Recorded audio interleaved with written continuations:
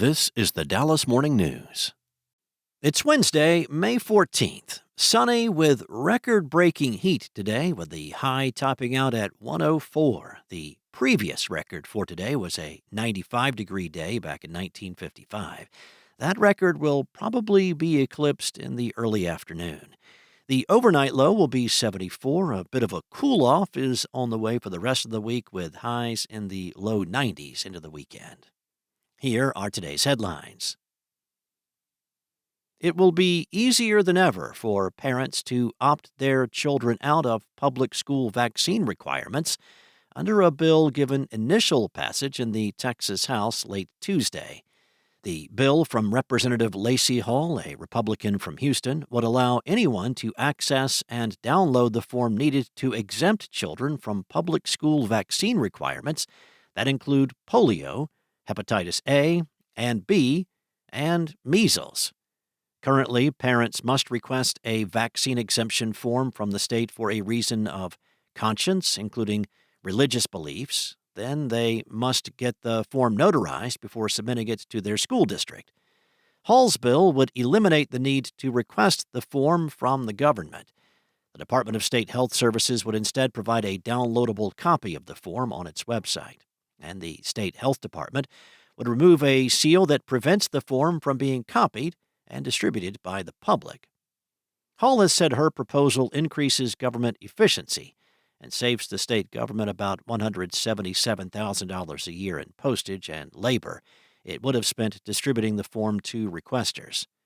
Vaccine advocates worry that it will further erode confidence in safe vaccines and create public health risks for children who cannot take vaccines because of pre-existing health conditions. In other news, school leaders and advocates worry that the Texas Senate is dragging its feet to deliver on promises to provide the largest infusion of state dollars into public education. It was not until late Tuesday that a public hearing in the Senate was announced. The Education Committee is expected to discuss the latest version of the bill Thursday. Neighborhood campuses have shuttered, popular programs cut, and academic help to struggling students dialed back in recent years as districts face inflation and other budget challenges. But it's been nearly a month since the House passed a $7.7 billion proposal that would help them by increasing the state's per-student basic funding allotment for the first time since 2019. That's created some hand-wringing among House Democrats over fears that the finance bill will not make it over the finish line. The funding measure was approved in the House alongside a deeply partisan school voucher-like bill that allows public dollars to flow to private education for the first time. Next up, after multiple break-ins and animal thefts at Texas zoos in recent years, state zoos have teamed up with advocacy groups and elected officials to support a couple of bills in the Texas Legislature that could provide some relief. House Bill 1720 and Senate Bill 2969 will strengthen the penalties for trespassing at zoological facilities and create penalties surrounding habitat intrusions.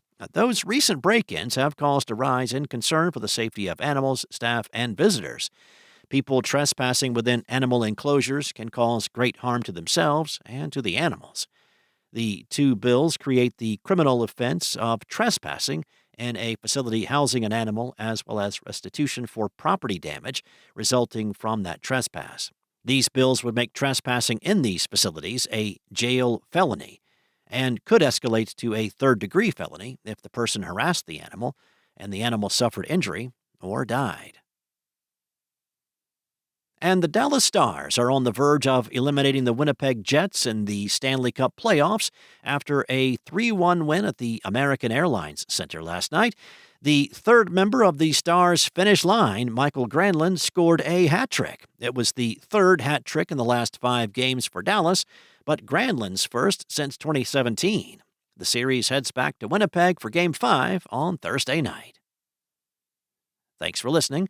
For more on today's stories and the latest breaking news, visit dallasnews.com. And for more sports, check out a new podcast from the Dallas Morning News, Sports Day Rangers.